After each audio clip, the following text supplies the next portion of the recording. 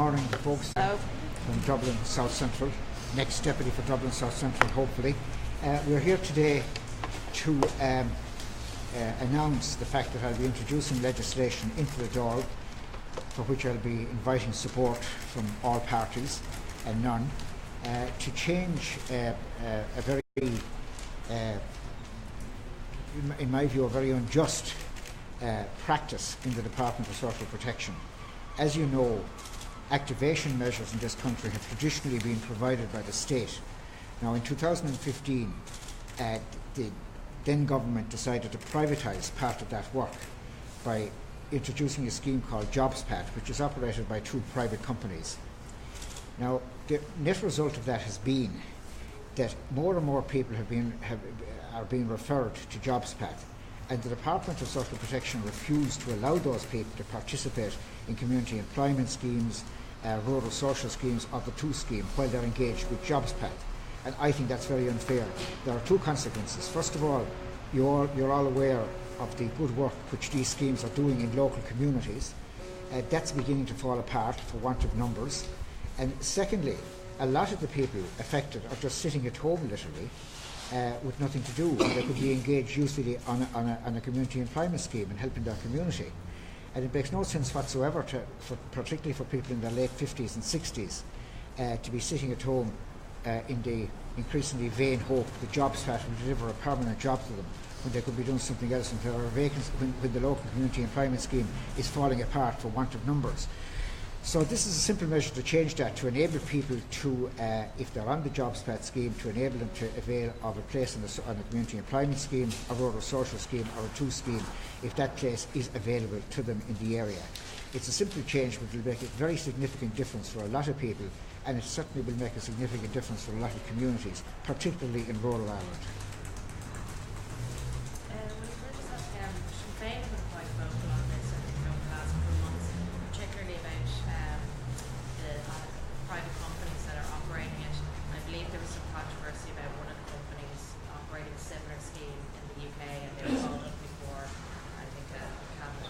Parliamentary Committee. Exactly, yeah. Do you have similar concerns about the running of this? And I know Regina Doherty sort of rejected it out. Yeah, there was some evidence in the past that one of the companies based in the UK, which operates the scheme here through a subsidiary, was involved in that sort of activity. I think it's about 10-15 years ago. We've no evidence that that's been in any way replicated here. But what we have evidence is that the state has to date given 85 million to those two private companies. This year they're proposing to give them, according to the figures available to me, another 60 million. Now I think that if the state focused on their own resources, which were traditionally doing this sort of work, it would be far better for the community as a whole. Now unfortunately we are tied in, apparently, to a contract with Jobpath that doesn't run out until about 2021 or 22. But in the meantime, we are trying to make the best of a bad job by allowing people to not to be just locked in to Jobpath without any opportunity to do anything else. Do you expect the support from other parties? Well, I do. I mean, all the parties other than Fine Gael have been particularly vocal about this, particularly at the Social Protection Committee, which Catherine will confirm. She's a member of it, and also in the Dáil.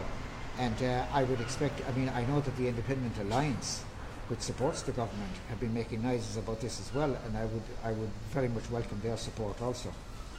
Willie, you said that there's a prioritisation when it comes to city to dump the Jobpath. Have people in contact you? Do you have any specific examples where someone like Jobpath was blocked from taking place on other schemes? Loads of them. People are coming to me.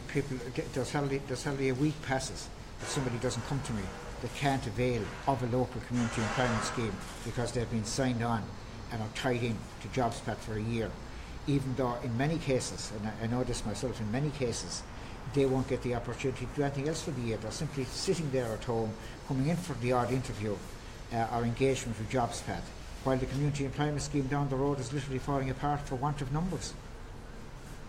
Willie, on another issue, I suppose, it was reported on the front page of the newspaper today that a friend of yours is indicating you might want to run for president, Bertie Ahern.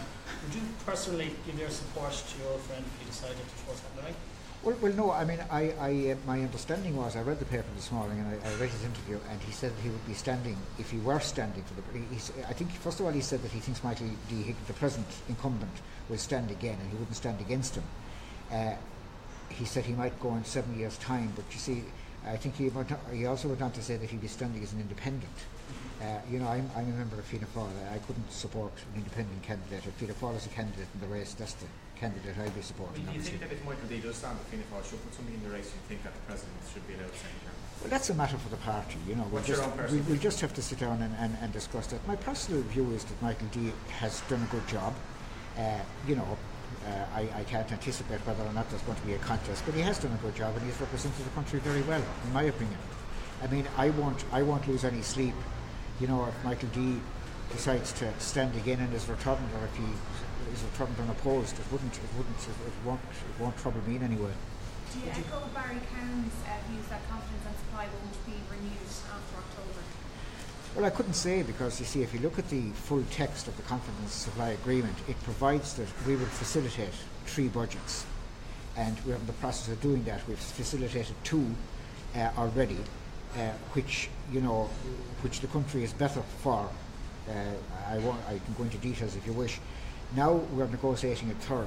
The confidence supply agreement provides that after the 3rd budget, if we can agree a 3rd budget, after the 3rd budget, both parties, both ourselves and the government, will sit down and examine how the confidence supply agreement has worked to date, and whether there's any scope to extend it. That conversation will happen after the next budget. Do you think he was wrong to come out then at this stage and say that? Well, no, I mean, people are entitled to give their personal view. My own position is that I prefer to reserve my view until that conversation takes place. Well, you said it doesn't represent the party's view on the renewal of confidence and supply.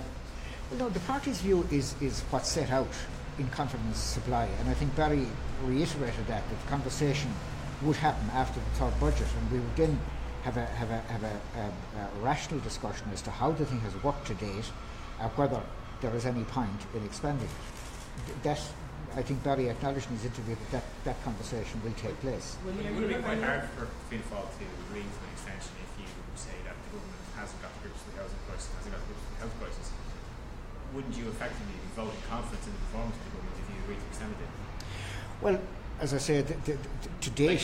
Let's face it, the health crisis and the housing crisis, they're long-running issues. They're not going to be solved between now and October.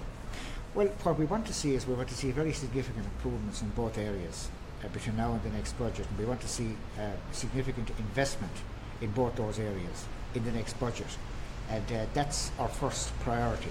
When that's all over, and if we can agree what's being done in that regard, as far as putting the budget together is concerned, we will then have the conversation whether it's better to simply, cease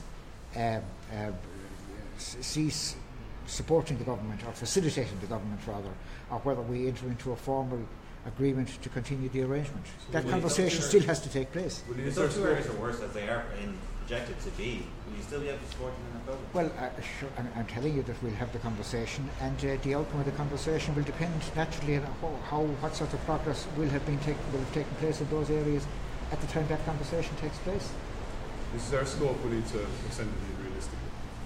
Considering all that you've said there, or is it something that's not like that? Well, there's always scope. I mean, to say we are committed to having the conversation, and we've upheld our end of the bargain so far. This is part of the bargain. It's part of the confidence supply agreement, and we'll uphold that as well. We will have the conversation, and we will hope that we'll be able to agree a budget for next October that will involve very significant investment in both health and housing, and further steps towards the eradication of poverty, because consistent poverty in this country, particularly among the younger generation, is still far too high and way above the OECD average. What about the provision of tax cuts in the budget, really? Would you like to see personal taxation rates reduced? Well, I think I'm not going to write the budget for you now. I mean, conversations will take place between ourselves and Fine Gael, obviously, because we are facilitating the government, but we will have to be satisfied that the proper balance is got between tax cuts, tax release and expenditure for the betterment of the country, for the betterment of the people of the country, to help sort of keep the economy growing, but at the same time to ensure that the fruits of that growth are spread equitably throughout the community. Catherine, you're a Dublin candidate, and Fianna Fáil has to improve Dublin significantly in the next election to realistically have a chance to make it to government. Do you think, if the gap between Fine Gael and Fianna Fáil in the polls is as wide as it is now, later in the year, that the likelihood of Fianna Fáil agreeing a successor deal is increased because you don't have country and face being beaten by Leo Varadkar? Well, I suppose you have to look at the polls. Polls change every day, every week, and the real poll is the poll on the day of any election. So I probably wouldn't read too much into polls. Obviously, you know, each constituency is really a general election in itself, and you know, we have a lot of candidates on the ground in Dublin and around the country who are working really hard. So on the basis of their efforts and with all the work the party has done, I think, you know, there might be a different result to that which is portrayed in the current poll numbers that we see today. Great, guys. Thanks, Willie. Thanks very much, lads. Excuse. Okay.